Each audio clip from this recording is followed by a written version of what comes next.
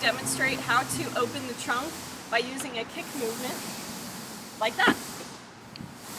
You can use this awesome feature if your car is equipped with comfort access keyless entry and does not have a tow hitch. So the first step is to make sure that you have your key fob on your person, either in a bag, a pocket, or just holding it in your hand. And you're going to stand in the middle of the trunk and kick your foot in and out like you're kicking a soccer ball.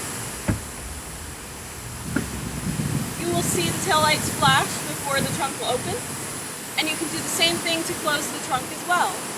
It'll beep at you to let you know that it's about to close. Ones that I find don't have a high success rate is a side-to-side motion like this, or leaving their foot too long underneath the bumper, and also a double kick that actually ends up pausing the motion of the trunk opening like this.